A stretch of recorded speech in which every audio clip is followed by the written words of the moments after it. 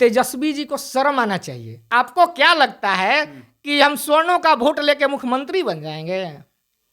इसी अंधकार में जी रहे हैं। अगर ओबीसी का कोई भाई, किसी समाज का ओबीसी का भाई हो, अगर वो देख रहा है इस न्यूज को, तो जगने की आवश्यकता है और समाज में जागरूकता लाने की आवश्यकता है।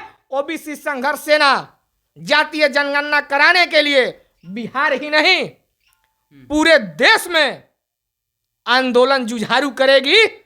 अगर आपको ओबीसी ने सत्ता पे बैठाया है तो आपको स्टालिन से सीखने की आवश्यकता है। ओबीसी की जातीय जनगणना आप कराइए और ओबीसी की कितनी जनसंख्या है उस आधार पर आरक्षण दे दीजिए। देश के अंदर जो स्वर्ण जाति के लोगों से मेरा प्रश्न है, आप लोग आरक्षण को समाप्त करने की मांग कर रहे थे कि आरक्षण को समाप्त कर दिया जाए, तो लेकिन 10% जब मिला तो आप लोगों ने एक बार भी नहीं कहा कि हम 10% लेंगे नहीं, हमें आरक्षण पूरा समाप्त कर दिया जाए। तो ये तो बात आप नहीं उठाए।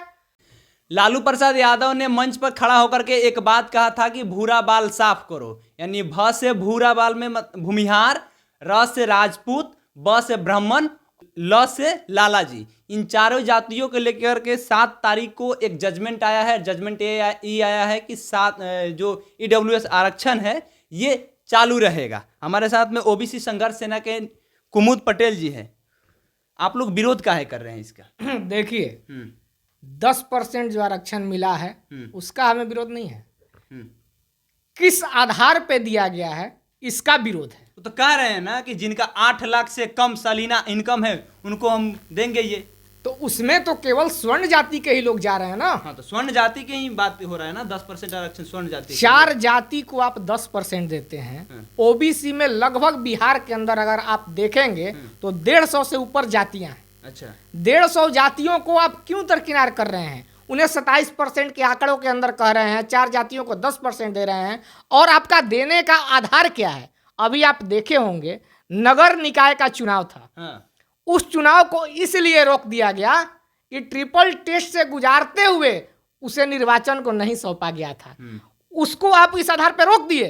लेकिन जो 10% का आपने जो आरक्षण दिया उसे आपने क्यों नहीं रोका? और ईडब्ल्यूएस का जो मापदंड बना है, आपको मापदंड बता देना चाहते हैं, परिवार की आय 8 लाख से कम हो। तो अब 8 लाख से कम आय बनाने की होड़ लगी हुई है कि 8 लाख से हम कैसे कम आय बनाएं। और अगर मंथली आप जाएंगे तो लगभग 66,000 रुपया महीना हो रहा है जो कि इस ईडब्ल्यूएस का लाभ ले सकते हैं।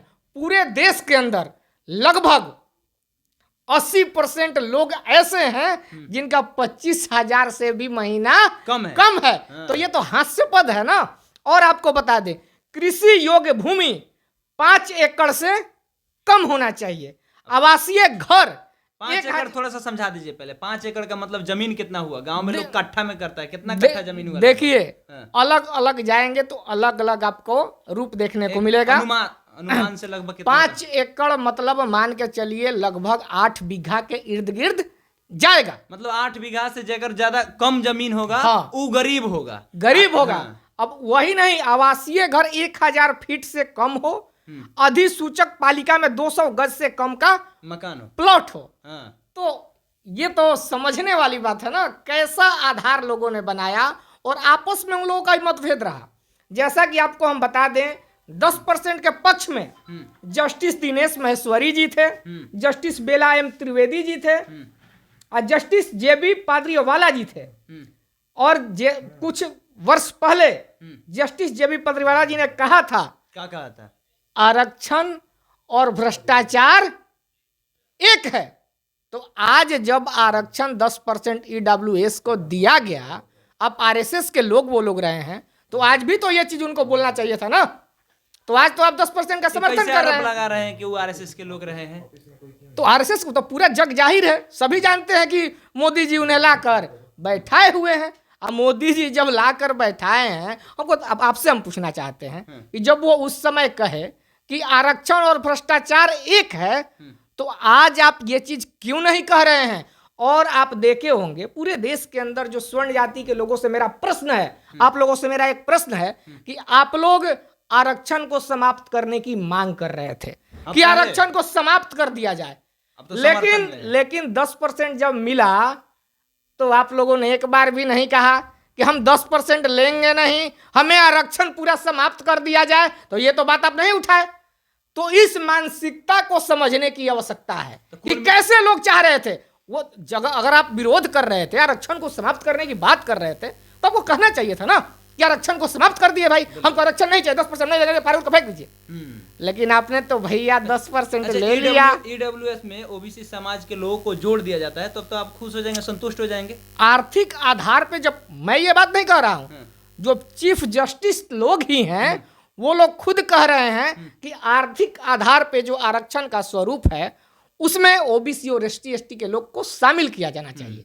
तो शामिल होगा तो भारत के लगभग बहुत सारे लोग ऐसे होंगे जो 85% आबादी है, तो सब कोई उसमें शामिल हो जाएगा, तो फिर कहां से दे पाएंगे? देखिए, ये जो 10% जो आरक्षण का मामला है आप दे दिए, 15% जनसंख्या आप 15% दे दीजिए, हमको कोई आपत्ति नहीं है। लेकिन ओबीसी की जातीय जनगणना आप कराइए और ओबीसी की कितनी जनसंख्या है उस आधार पर आरक्षण दे दीजिए, कोई आपत्ति नहीं है। तो कराते रहे ना, लालू प्रसाद यादव के बेटा तेजस्वी यादव, नीतीश कुमार कोई सड़क पे उतर करके जा रहा है, प्रधानमंत्री से मिलबे किया, कहबे कि मंजूरी मिल गया है। देखिए, अभी आपको हम बताना चाहते हैं, तेजस्वी जी को शर्म आना चाहिए। आप भी ओबीसी के बेटा हैं। किस बात पे? सुन लीजिए, आप भी ओबीसी के बेटा हैं। ये जो 10% का आरक्षण लागू हुआ, आपने आकर ये भी कहते कि चलिए, मतलब कि 10% आरक्षण का विरोध तो उन लोगों ने पहले किया था, राज्यसभा और लोकसभा दोनों में किया था। लेकिन इस पे आपका बयान नहीं आना, कहीं ना कहीं तो लोगों को समझ में आ रहा है, ओबीसी लोगों को, कि आप क्या चाहते हैं। आपको क्या लगता है कि हम स्वर्णों का वोट लेके मुख्यमंत्री बन जाएंगे? इसी अंधकार में जी रहे हैं। अगर आपको ओबीसी ने किनको कह रहे हैं बात?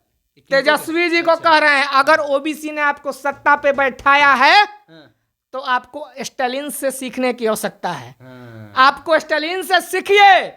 अगर ओबीसी के आप बेटा हैं तो ओबीसी के हक और अधिकार के लिए कैसे लड़ना है यह सीखने की आवश्यकता है। अब तो बैरियर भी टूट गया, अब तो खुल के बोलना चाहिए आपको। चलिए भाई, स्वर्ण आरक्षण मिल गया, अब बहुत खुशी की बात है। नीतीश कुमार बोल रहे हैं स्वर्ण आरक्षण हम भी कर रहे हैं, बहुत खुशी की बात है। अगर 15% दे दीजिए, लेकिन कोई आपत्ति नहीं है। लेकिन ओबीसी की जो जनसंख्या है 50 से 60%, अगर बढ़िया से जनसंख्या कर दिया, जातीय जनगणना करा दी जाएगी तो 60% से भी ऊपर जाएगा। उस आधार पर दीजिए ना भाई। लेकिन ओबीसी का आप हक क्यों मार रहे हैं? ओबीसी का हक तो आप मार रहे हैं ना, वाजिब से। लेकिन अगर ओबीसी के नेता अगर बात को नहीं उठा रहे हैं, यह दुर्भाग्यपूर्ण है। अगर ओबीसी का कोई भाई, किसी समाज का ओबीसी का भाई हो, अगर वो देख रहा है इस न्यूज को, तो जगने की आवश्यकता है और समाज में जागरूकता लाने की आवश्यकता है। ओबीसी संघर्ष सेना जातीय जनगणना कराने के लिए बिहार ही नहीं पूरे देश में आंदोलन जुझारू करेगी। अगर सरकार की नजर ओबीसी की तरफ नहीं जाती है तो पूरे बिहार ही नहीं पूरे देश में चक्का जाम किया जाएगा।